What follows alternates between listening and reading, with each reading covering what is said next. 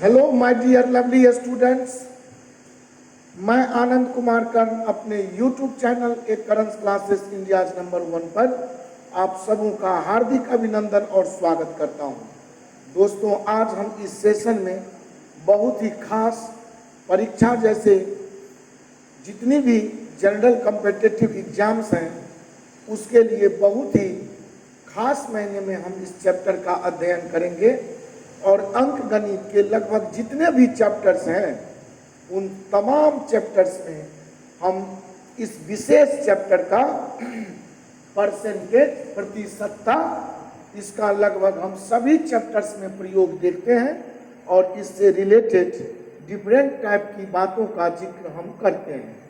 तो आज दोस्तों आपके साथ यह मेरा पार्ट 1 वीडियो प्रतिशतता पर परसेंटेज पर है और मुझे पूरी यकीन और विश्वास है कि आपको यह वीडियो ज़रूर ही अच्छा लगेगा और वीडियो के अंत तक आप बने रहेंगे। अगर वीडियो आपको पसंद आ जाए दोस्तों तो सब्सक्राइब करना, बेल आइकन दबाना नहीं भूलेंगे ताकि मैं अगला कोई भी वीडियो अपलोड करूं तो पहला नोटिफिकेशन आप तक पहुंच सके। तो दोस्तों, आज हम इस चैप्टर पर कुछ विशेष चर्चा आपके साथ करने वाला हूं और आप बहुत इत्मीनान से वीडियो के अंत तक बने रहें। देखिए दोस्तों, हिंदी शब्द अगर देखूं तो प्रति का मतलब होता है एक या इकाई और शत का मतलब अगर देखूं तो इसका मतलब होता है 100 और ता विशेषण है। विशेषण शब्द ता लगने से जब कोई शब्द बनता है जैसे सरल से सरलता, सहज से सहजता, मधुर से मधुरता, इस तरह सुगमता, ऐसे बहुत सारे शब्द जिसमें आप ता लगाते हैं तो वह उसका रेट या दर बताने लगता है।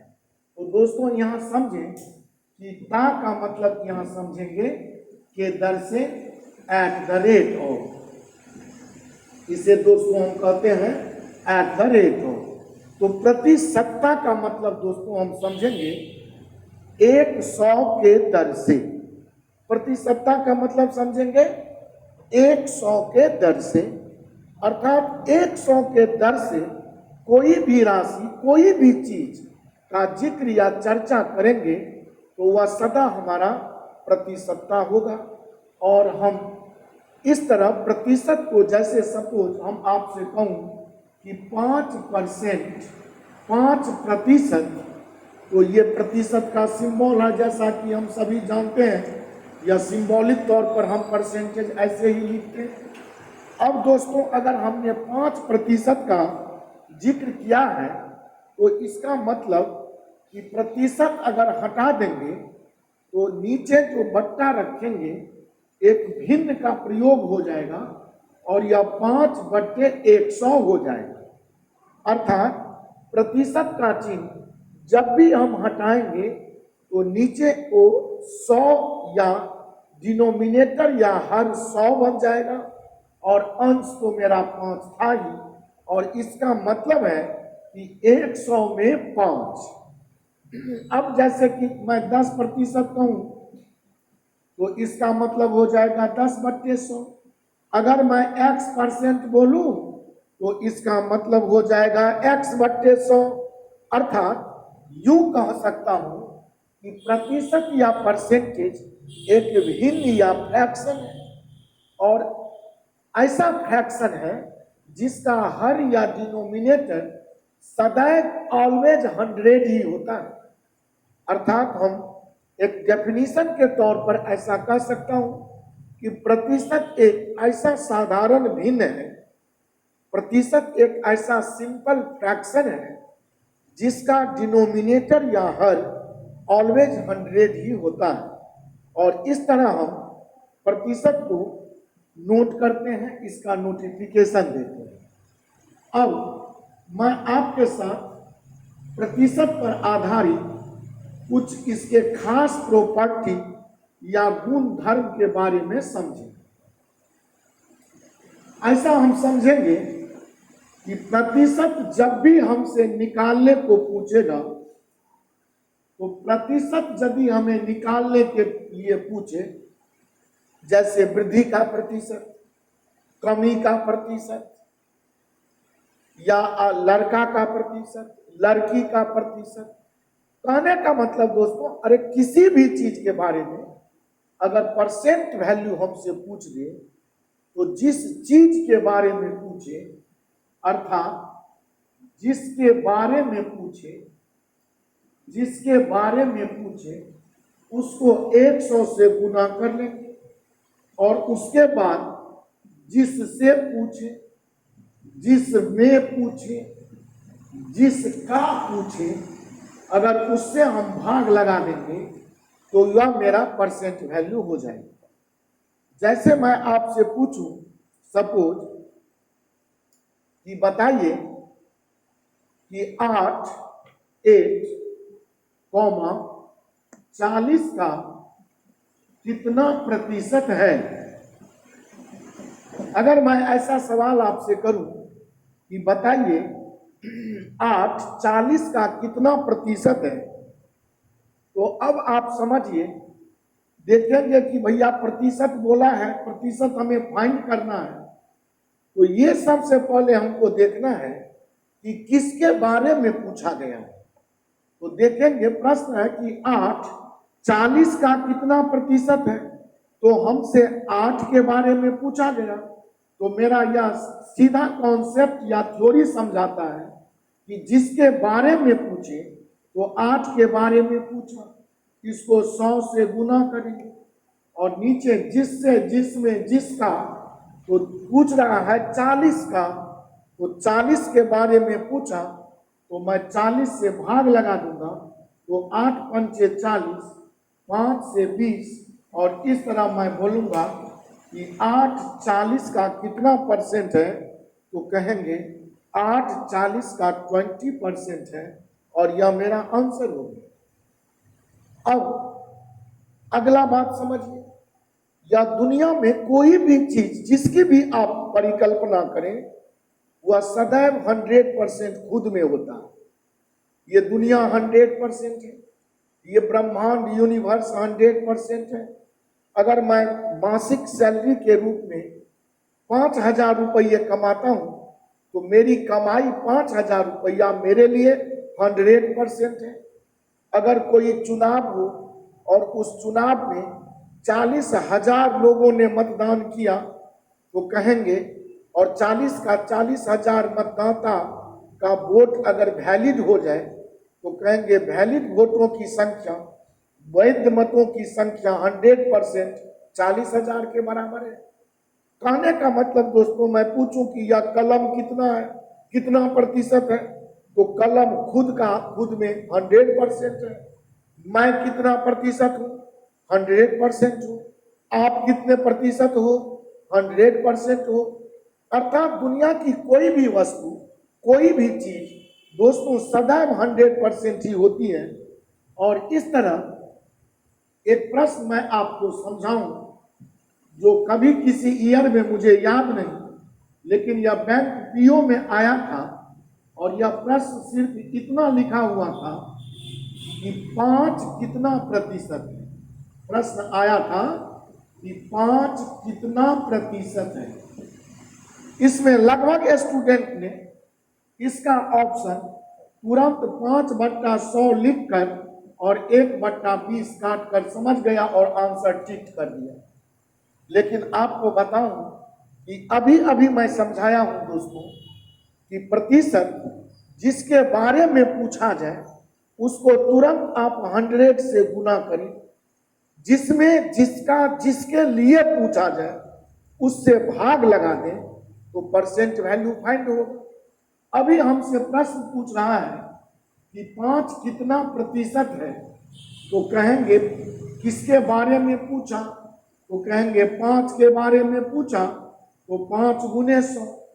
अब किसका, किस में, किस से ये नहीं पूछा, तो हम 5 का गुना 100 से बट्टा में कुछ भी नहीं, भाग होगा, और इस तरह हम इसका आंसर बोलेंगे दोस्तों कि 5 कितना परसेंट है, तो कहेंगे 5, 5 100% है। और कैसे है, तो आप 500% में देखा जाए कि परसेंट चिन्ह हटते ही यह भिन्न का बट्टा हर जो है वह 100 होगा। और इस तरह यह 5 वास्तव में 5 ही है, या 5 खुद में या खुद का 100% है। और इस तरह जिसके बारे में प्रतिशत पूछा जाए उसको 100 से गुना करेंगे, जिसका जिसके लिए पूछा जाए, जिसमें पूछा जाए उससे भाग लगाएंगे तो मेरा परसेंट वैल्यू आ जाए। अब दोस्तों, अगर मैं आपसे सवाल करूं दोस्तों, बहुत ही बेहतर। जी हाँ दोस्तों, तो जो मैं बेहतर की बात कर रहा हूं, अब मैं कुछ अगला प्रॉपर्टी की चर्चा करता हूं। ऐसा प्रश्न देखे होंगे कि प्रश्न आता है कि यदि ए बी से 20% अधिक है, यदि ए बी से 20% अधिक है तो बी ए से कितना प्रतिशत कम है। फिर इसी में अगर प्रश्न हो कि यदि ए बी से 20% कम है तो बी ए से कितना प्रतिशत अधिक है। अब ये दोनों बातों को समझेंगे। यदि मैं ये पहला प्रश्न पहले हल करता हूं, यदि ए, समझेंगे ठीक से कॉन्सेप्ट, यदि ए बी से 20% अधिक हो तो यहां ए अगर बी से 20% अधिक हो तो परसेंट में अधिक माने 100 पर अधिक, परसेंट में कम माने 100 में कम। जब भी कोई चीज प्रतिशत में पूछे, प्रतिशत में बोले, तो इसका मतलब होता है कि 100 पर बताना, @100 बोलना। तो अगर मैं b को 100 समझ लूं और एक प्रश्न है कि b से 20% अधिक है, तो हम 100 का 20% मतलब 20। आप देखेंगे कि 100 का 20% निकालेंगे तो वह 20 ही होगा। अगर 100 का कुछ भी परसेंट निकालेंगे तो वह संख्या उतना ही कुछ ही निकल जाएगा। अगर मैं बोलूं कि 100 का 40% तो बोलेंगे 40। तो अगर हमसे कहा कि 20% अधिक है तो 100 का 20% तो 20 हुआ, तो कहेंगे b अगर 100 है तो a 120 है। और अब हमसे पूछ रहा है तो b a से कितना प्रतिशत कम है।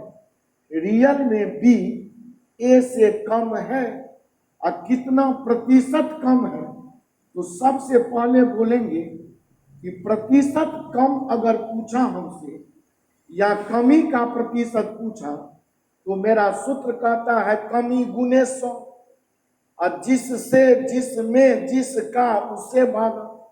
तो पूछ रहा है कि b a से कितना प्रतिशत कम है, तो 120 से 100 कहेंगे कम है 20।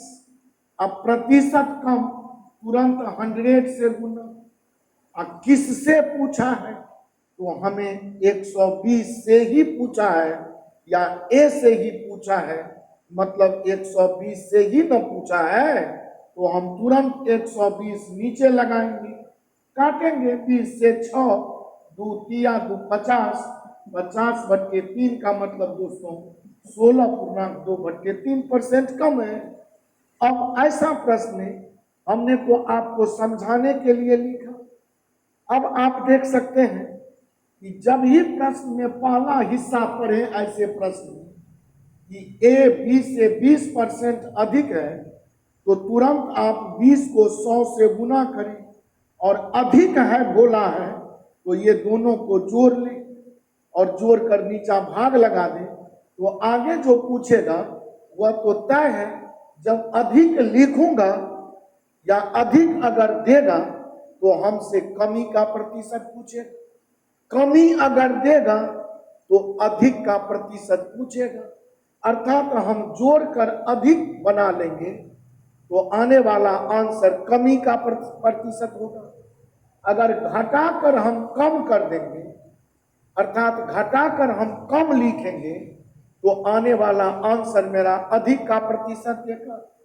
अब हमसे अभी जैसे कि अभी यही चीज आपने यहां पर समझ के लिखा है, जो ही कहे ए बी से 20% अधिक है तो ही आप 20 गुने 100 और दोनों को जोड़कर नीचा रख देंगे या तुरंत आपका कमी का परसेंट आ जाएगा। अब आप देख ले सेकेंड क्वेश्चन कि यदि ए बी से 20% कम है तो इसमें आपको कुछ भी नहीं माथापच्ची करना है। यदि ए बी से 20% कम है तो तुरंत 20 का 100 से गुना करेंगे और दिया हुआ है 20% कम तो 100 में 20 को घटा लेंगे और ये होगा 80, 20 चौका 80, 4 25 100। और इस तरह मेरा आगे जो देख सकते हैं प्रश्न, बी ए से कितना परसेंट अधिक है तो तुरंत बोलेंगे 25% अधिक है। और इस तरह किसी भी प्रकार के प्रश्न, खासकर किस टाइप पर जब भी हमसे पूछेगा तो मेरा आंसर कन्फर्म और करेक्ट आ जाएगा। अब दोस्तों आपके साथ मैं कुछ अगला भी एक्टिविटी समझाता हूं, जिसको समझी यह पार्ट 1 मेरा वीडियो जो थ्योरी एंड कॉन्सेप्ट आपके साथ है परसेंटेज का, इस पर मैं विशेष चर्चा कर रहा हूं। और इसके बाद मैं अगला सेशन वीडियो जो इस पर आपके लिए रखूंगा वो निश्चित ही डिफरेंट टाइप ऑफ क्वेश्चंस जो परीक्षाओं में पूछे गए प्रश्नों पर आधारित होगा, उस पर हम चर्चा करेंगे।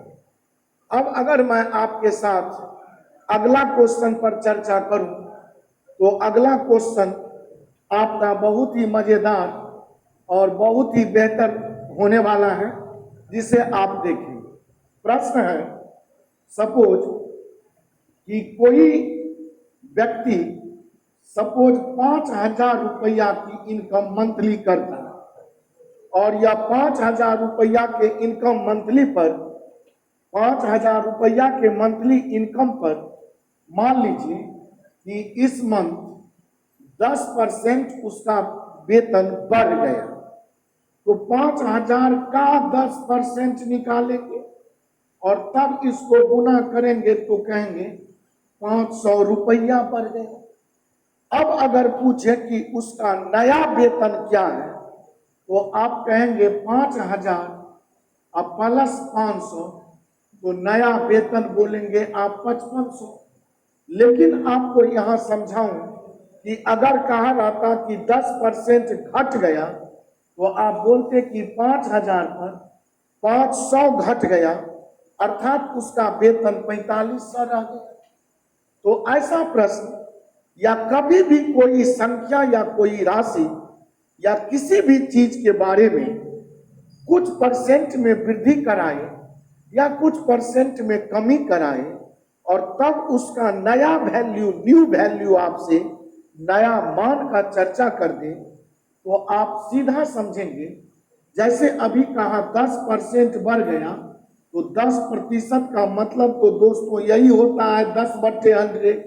और उसके बाद आज से इस सिंबल को समझेंगे और कहेगा कि 10% बढ़ गया तो 100 में 10 जोड़ के आप बोलेंगे 110/100 या 110% हो गया। और तब अगर हम डायरेक्ट इसकी क्रिया करता तो वेतन था 5,000 और यह 10% बढ़ने के बाद पूछता है नया वेतन, तो 10% बढ़ना सीधा 110% होना, परसेंट का मतलब नीचे 100 और इस तरह यह डबल जीरो और यह जीरो को अगर काट लूं तो हम कहेंगे कि 11 पंचे 55 और इस तरह उसका न्यू जो वेतनमान या सैलरी है वह उसका सीधा 5500 बन जाए। अगर कहता 10% घट गया तो दोस्तों आपका 5,000 है उसका प्रारंभिक वेतन, और 10% अगर घट गया तो सीधा कहेंगे 90% हो गया। अर्थात ऐसा भी समझ सकते हैं कि 10% का मतलब तो 10/100 होगा, बढ़ गया तो नीचे वाला में ऊपर जोड़कर 110% हो गया। और 10% अगर घट गया तो 10% का मतलब भी तो 10/100 होगा। और जब घटने की बात होगी तो आप 100 में 10 घटाएंगे तो 90% ही बोलेंगे, तो आप बोलेंगे इसका वेतन 90% हो गया। और इस तरह आप इसका डायरेक्ट वैल्यू आप देख सकते हैं कि 4,500 बोल सकते हैं। हमें विश्वास है कि मैटर बातों को आप बहुत ढंग से समझते जा रहे हैं।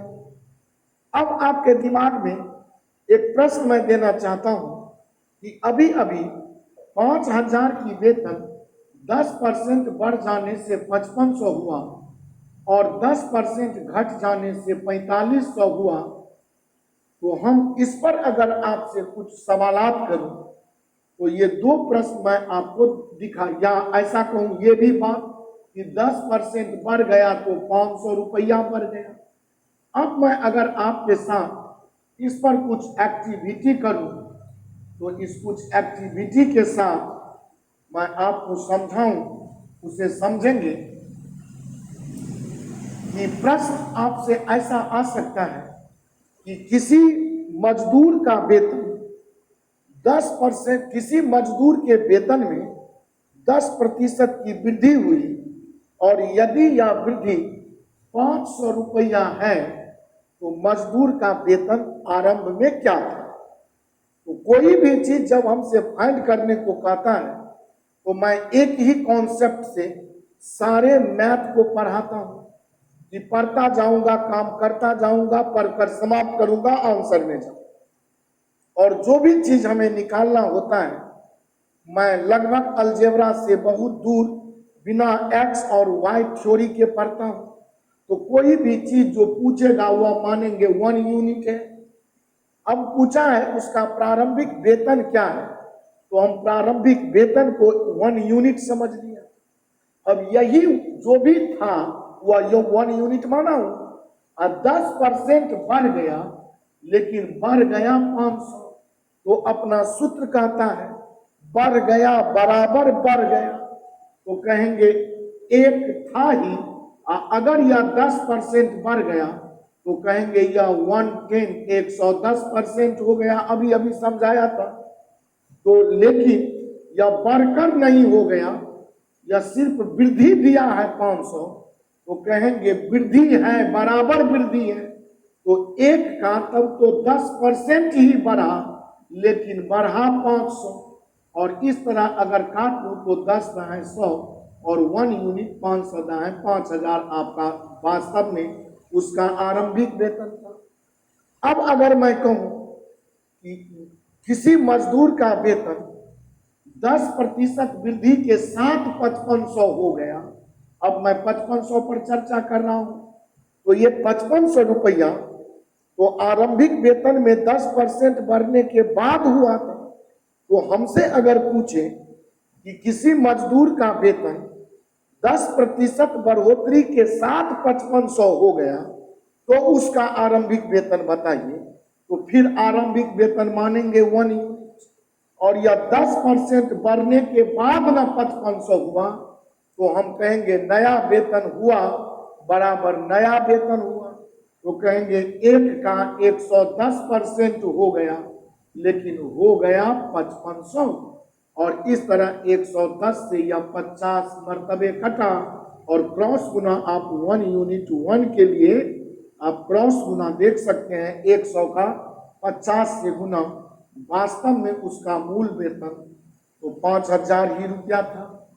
फिर आपसे सवाल कर सकता है कि उस मजदूर का प्रारंभिक वेतन क्या था या क्या रहा होगा जिसका 10% कमी होने से आज वेतन 4,500 रुपया मिलते हैं। तो प्रारंभिक वेतन पुनः 1 यूनिट मान लेंगे। 10% अगर इसका वेतन घट जाए तो कहेंगे यह वेतन हो गया 1 का 90%, लेकिन हो गया 4500। और इस तरह जब इसको आप काटेंगे तो 9 पंचे 45, पुनः वह 50 मरतबे कटकर मेरा 1 यूनिट, जिसे 100% आप कह सकते हैं, 100% ही तो 1 यूनिट है। और 100 का 50 से गुना दोस्तों, या 5000 रुपया की राशि रहा होगा।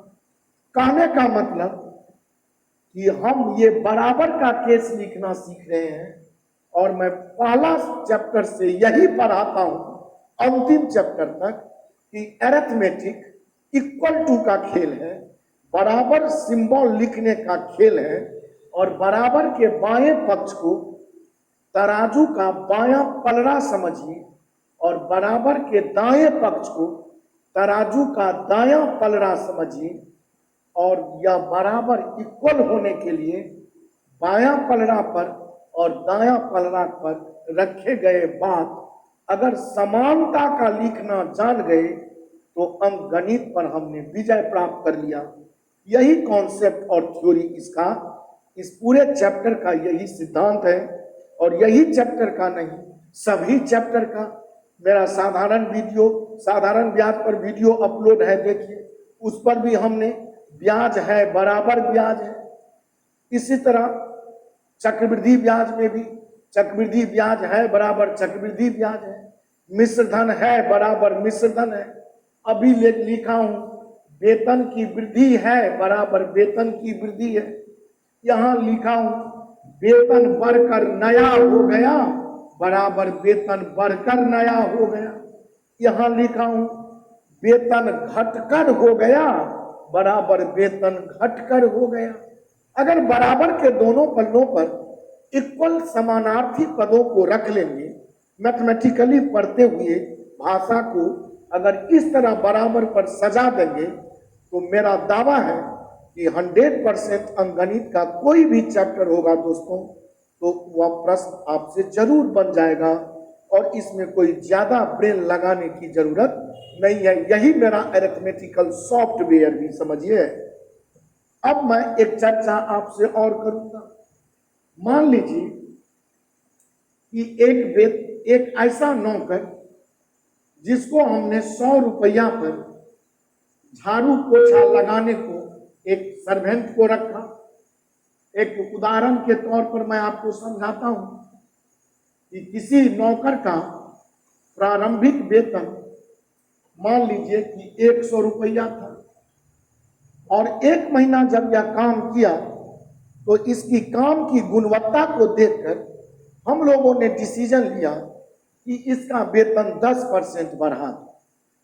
तो 100 पर 10% अगर मैं वृद्धि कर दूं तो 100 का 10% तो 10 ही होगा, तो उसका वेतन 100 में 10 जुटकर पहले महीना के अंत में 110 रुपया का वेतन भुगतान उसके लिए हम करेंगे। ये फर्स्ट मंथ की सैलरी उसकी बन गई। बात किया था 100 पर, लेकिन काम की गुणवत्ता देखकर हम लोगों ने 10% इंक्रीज कर दिया उसका सैलरी। तो 100 का अगर 10% कोई निकाले तो 10% का मतलब ही तो होता है 100 पर, तो यह रियली 10 ही निकल कर आएगा। तो 10 रुपया बढ़ाकर हम नौकर को 110 रुपया। फिर अगले महीना जब वह काम शुरू किया, नेक्स्ट सेकेंड मंथ, तो उसकी काम की गुणवत्ता बहुत खराब या समझिए कि अच्छा नहीं देखा। तो हम लोगों ने उसको सूचित किया कि बाबू रे, तुम्हारा जो वेतन था 10% हमने बढ़ाया था, वह इस महीने में 10% काट कर देंगे, और 10% अगर अब उसके वेतन में हम सेकेंड टाइम कमी करूं, डिक्रीज करूं, तो अब 100 पर नहीं बल्कि ये 110 रुपया जो पहले महीना वो उठा लिया है, इसी वेतन पर न हम 10% कमी करेंगे। तो 110 का 10% कमी निकालिए, तो आप डायरेक्ट निकालने के लिए 90% से गुना करें, या 10% निकालेंगे तो 11 रुपया होगा, और 110 में 11 रुपया काट लेंगे तो 99 रुपया होगा। और डायरेक्ट निकालना समझाया हूं कि हमें काम से न काम है, हमें आम खाने से काम है, गुठली गिनने से क्या फायदा।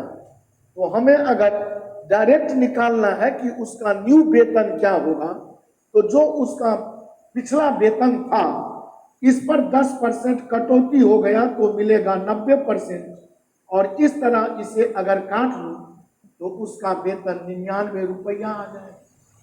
अब मैं पूछूं कि किसी नौकर का वेतन जो आरंभ में 100 रुपया था और उसको लगातार 2 महीने में पहले महीना 10% बढ़ा दूं और दूसरे महीना 10% घटा दूं तो उसके वेतन पर क्या प्रभाव पड़ेगा। तो देखिए आप, अब 100 के बदले उसको तो 99 रुपया की सैलरी दे रहे हैं, तो 100 के बदले अगर 99 दें तो कहेंगे 1 रुपया काट लिया, और 1 रुपया अगर 100 पर कम गया तो कहेंगे 1% की उसकी मूल वेतन में कमी आई। अब अभी हम दोनों बार 10% बढ़ाया 10% घटाया, तो ऐसा भी तो हो सकता था कि पहले ही मंथ 10% घटा देता और अगले मंथ 10% बढ़ा देता। ऐसा भी हो सकता था कि दोनों मंथ उसको हम वृद्धि वृद्धि या इंक्रीज ही करते, वो 10% से या कोई भी यूनिट कोई भी डिजिट से दोनों बार उसका हम कुछ परसेंट बढ़ाते, कुछ परसेंट घटाते, बढ़ाते घटाते घटाते बढ़ाते। ऐसा कुछ भी बात जब होगी और ऐसा कोई भी राशि पर 2 बार परसेंट वैल्यू घटेगा या बढ़ेगा, तो आपको यहाँ पर यह समझना लाजमी है कि यह यूनिक फॉर्मूले का प्रयोग करके आप प्रश्नों को बहुत सरलता से, सुगमता से और सहजता से बना सकते हैं कि plus minus A plus minus B plus minus A B by 100, और इस फॉर्मूले का प्रयोग करके आप प्रश्नों को बहुत सरलता और सुगमता से बना सकते। जैसे अभी प्रथम मंथ 10% बढ़ाया तो मैं इसे प्लस 10 लिखूंगा, दूसरे महीने 10% घटाया तो माइनस 10 लिख लूंगा, और अब यहां पर प्लस माइनस के लिए यहां देख सकते हैं फॉर्मूला में ए बी का प्रयोग है, तो कहेंगे ए बी का मतलब ए गुना बी, तो इन दोनों चिन्हों का गुना करेंगे तो प्लस का माइनस से गुना माइनस हो जाएगा, तो यहाँ माइनस लिखकर 10 गुने 10 नीचे में 100, ये दोनों काटेंगे प्लस 10 माइनस 10 ये तो कैंसिल ही हो जाएगा, और यहाँ -1 बचेगा, और इसका मतलब कि तो दोस्तों 1% कमी कहेंगे। माइनस अगर बच जाए तो वह कमी या डिक्रीजिंग का केस होगा, अगर यहाँ प्लस बच जाता तो वह इंक्रीजिंग या बढ़ोतरी वृद्धि का केस होता।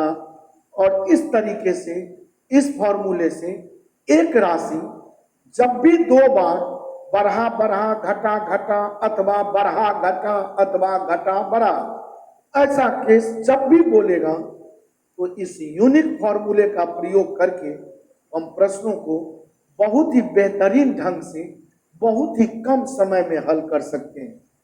दोस्तों, परसेंटेज का ये कुछ छोटा सा झांकी या छोटा सा दर्शन आपके समक्ष प्रस्तुत किया हूं।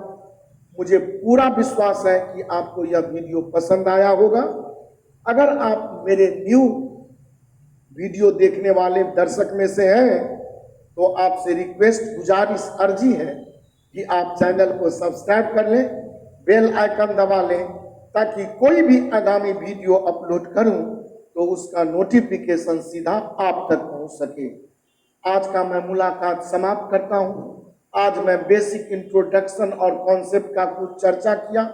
पुनः मैं अगले वीडियो में different type of questions, different mode of questions आपके लिए लेकर हाजिर बहुत जल्द हो रहा हूं। तब तक के लिए दोस्तों अलविदा, tata, bye, thank you so much, love to my all friends, thank you so much.